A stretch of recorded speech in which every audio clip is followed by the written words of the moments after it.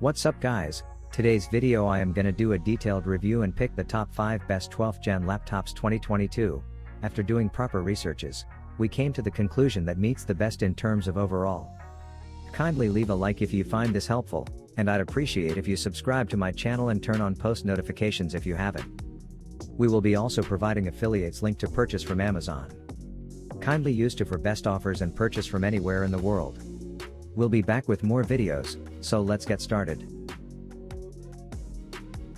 The Acer Swift X has a pretty standard laptop form factor, but the dual-tone body color helps it stand out a bit. The silver and champagne gold trim on the unit that I have looks nice. It's not too flashy and yet does not look boring. The fit and finish of the chassis is good, and there isn't a lot of flex around the palm rest area. The lid does have a bit of flex, but the screen seems well protected and doesn't warp when light pressure is applied. Weighing roughly 1.39 kilograms, the Acer Swift X is not too heavy, and its overall compact size makes it very portable. You get a good selection of ports for a 14-inch laptop. These include a USB 2.0 port, a USB 3.2 Gen 1 Type A port with power-off charging, a USB 3.2 Gen 2 Type-C port which can also charge the laptop, and a full-sized HDMI port. There's also a headphone jack, Kensington lock slot, and a round pin charging port. There isn't an SD card slot on the Swift X. There are stereo speakers on the bottom, and plenty of air intake vents. The exhaust vent is placed between the hinges of the lid. The Acer Swift X was nothing short of a trooper in the time I used it, and honestly, I expected nothing less. The powerful specifications make Windows 11 feel snappy and everything works very well. It boots and loads apps quickly, and the display makes everything look sharp and vivid.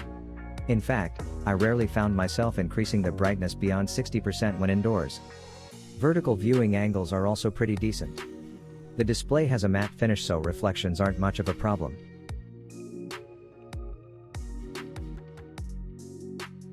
The ZENBOOK 14X OLED Space Edition. For the first time, you'll see a predictably space-themed animation playing on the external screen. You can customize this through the preloaded ASUS software. There are a few additional animation options, and you can choose your own custom text as well.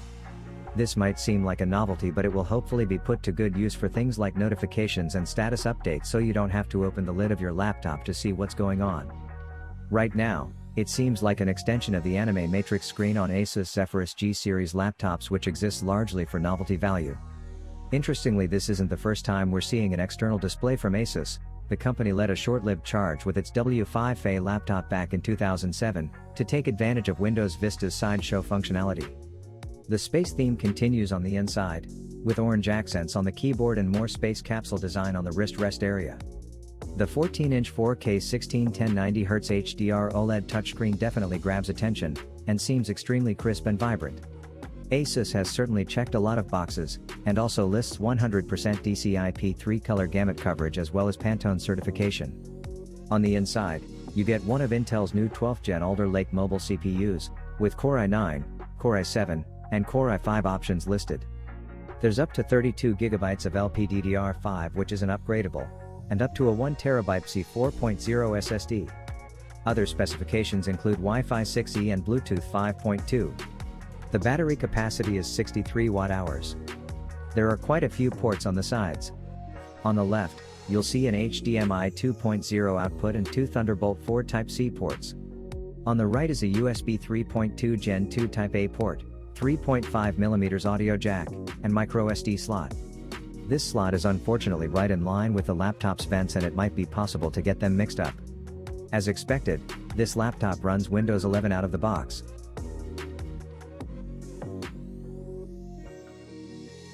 Let's talk about the secondary 8-inch LCD.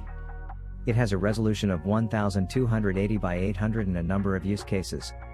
You can use it as a calculator, or use a digital pen to take quick notes on the secondary screen during meetings. But things really get interesting when you start using application subtools. The 8-inch LCD has other handy uses as well. You can engage a waterfall mode for scrolling through longer documents that extend from the main screen to the secondary display. And you can customize your own Magic Launcher for placing frequently used app icons for easy access. There's also a smartphone mirroring function for the second display, but for now it supports only select Motorola phones. During our demo, the software was a bit glitchy when switching between the various modes. But assuming that Lenovo works out the kinks, the secondary display could be a very powerful tool. The second most unique thing about the ThinkBook Plus Gen 3 is its 17.3-inch display, which has a resolution of 3072 by 1440, 3K, and an ultra-wide aspect ratio of 21:10. Seen in person, the panel seems like it's tailor-made for the various Snap desktop layouts in Windows 11, allowing you to run 2 or more apps side by side. Lenovo says that this aspect ratio gives you 30% extra screen real estate versus a 14-inch laptop. The 90% screen-to-body ratio is welcome, and you get Dolby Vision support and low blue light certification for keeping things easy on your eyes. The most surprising thing about the ThinkBook Gen 3, other than its second screen, is how portable it is for a 17.3-inch laptop. It weighs about 4.4 pounds, which makes it fairly easy to carry around. However, at 16.1 by 9 by 0.7 inches, it's a bit on the thick side and could be too wide for some backpacks. In terms of ports, the ThinkBook Gen 3 packs one Thunderbolt 4, one USB-C, DisplayPort and power delivery, 2 USB-A ports, an HDMI jack and a headphone jack. The HDMI, USB-A and USB-C ports line the back of the machine, which may annoy some users, but I see this machine being used mostly at a desk.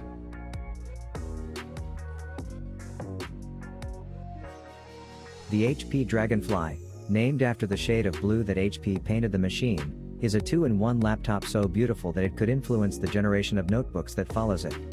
From its striking hue to its slight silver accent touches and a very grippable texture, this is a laptop whose appearance I can't crack a joke about, and I love to make fun of any gaps in designs. At a surprisingly light 2.5 pounds and at 0.6 inches in thickness, the Elite Dragonfly makes the Dell XPS 13 2-in-1, 2.9 pounds, 0.5 inches, Lenovo ThinkPad X1 Yoga, 3 pounds, 0.6 inches, and Apple MacBook Air, 2.8 pounds, 0.6 inches, seem hefty by comparison. What's amazing about this laptop's lightweight design, though, is that the machine doesn't feel flimsy for it. I've tested other magnesium shell machines in the past, but unlike them, the Dragonfly doesn't buckle or bend when you grip or apply pressure, thanks to internal reinforcements. Also, HP's provided an oleophobic coating to the Dragonfly's machined metal shell, making it easy to wipe away any smudges. The HP Dragonfly also offers a great port selection, with dual Thunderbolt 3 USB-Cs, HDMI out, a USB 3.1 port and a headphone jack. The ThinkPad X1 Yoga packs all that, plus a second USB 3.1 port and an extension port for Ethernet and docking. The MacBook Air sadly offers only a pair of Thunderbolt 3s and a headphone jack.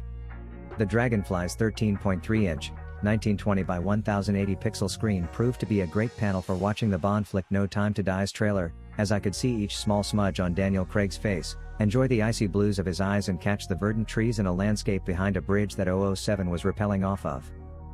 According to our colorimeter, the Dragonfly produces 117% of the sRGB spectrum, which approaches the 122% premium laptop average and competes closely with the 113% score from the XPS 13 2-in-1.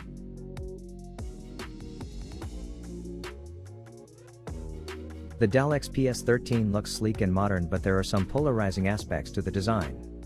On the plus side, the XPS 13 is quite attractive with its CNC machined aluminum and glass body, and it weighs only 2.7 pounds with a svelte footprint of 11.6 by 7.8 by 0.6 inches.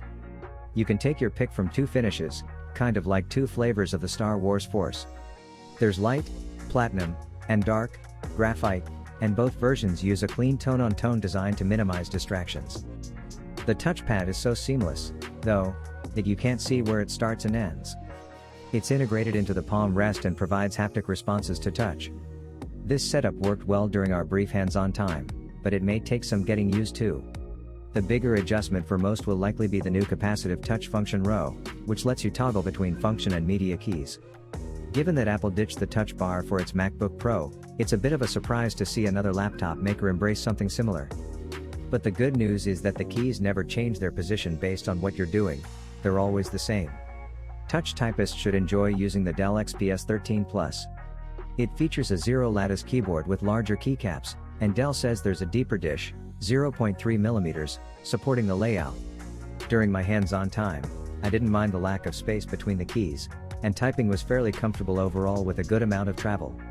I wish the down and up arrows were larger, but generally speaking the XPS 13 Plus typing experience is satisfying. The Dell XPS 13 Plus continues to feature a 4-sided Infinity Edge 13.4-inch display, but this time around Dell says that it reduced the number of layers to improve clarity and reduce weight. In person, the Dell XPS Premium's OLED display looked bright and vibrant, but there's a wide range of options. It starts with a FHD Plus, 1920 by 1200, panel with 500 nits of brightness, and there's a touchscreen version of the same display,